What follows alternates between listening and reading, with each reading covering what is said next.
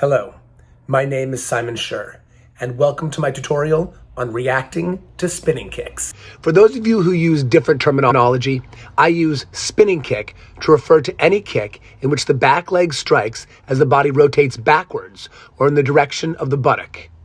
Now, the first thing you need to do when someone is throwing a spinning kick is to realize what they are doing early. This means seeing and recognizing the signs that someone is throwing a spinning kick. If you have not yet watched my reading telegraphs tutorial, I highly recommend you go back and watch that now, as it contains vital information. So what are the main, almost universal telegraphs for a spinning side kick? The weight will shift to the front leg, but they will be too far away for a front leg kick. Their front foot will inch inwards, exposing a bit of their back. The front foot will angle itself slightly inwards. The arms will extend over the front shoulder a bit in preparation for the spin. Usually the front shoulder will drop a bit. They will adjust themselves to be the right distance, so they'll be in circle 3.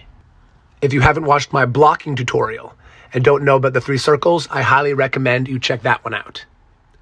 Once you see these signs, you need to know what to do to maximize this foreknowledge and, of course, not get hit by the spin kick.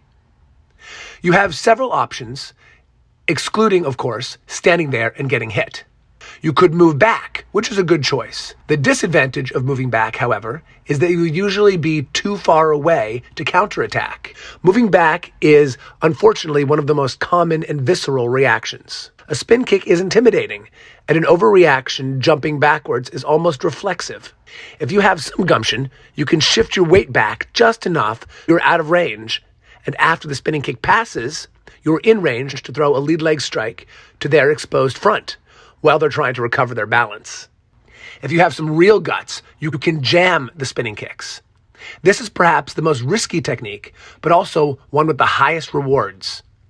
As you see the kick coming, you lunge forward, maintaining a side-facing position.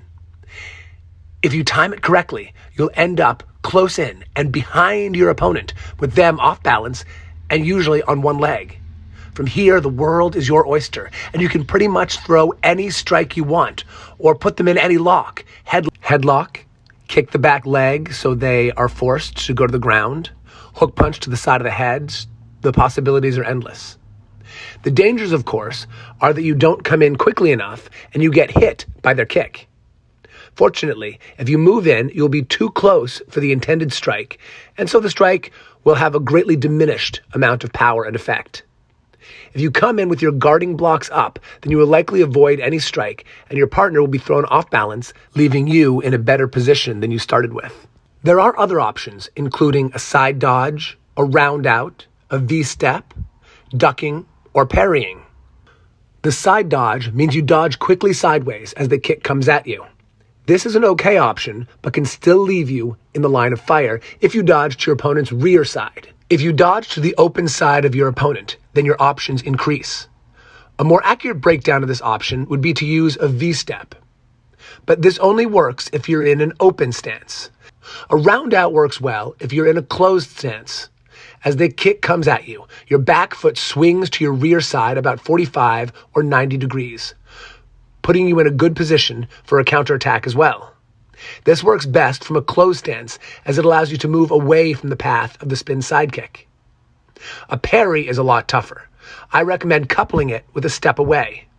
In this instance, you avoid the kick and push it either up or faster in the direction it's already going to throw your opponent off balance. Lastly, ducking. Perhaps my least favorite option, because it diminishes your maneuverability and can be easily countered if your opponent brings their leg down onto you. Thank you so much for watching this reacting to spinning sidekicks tutorial. Please don't forget to share, comment, like, and subscribe. Check out the other videos on my YouTube channel. Ring that little bell so you get updates whenever I publish a new video.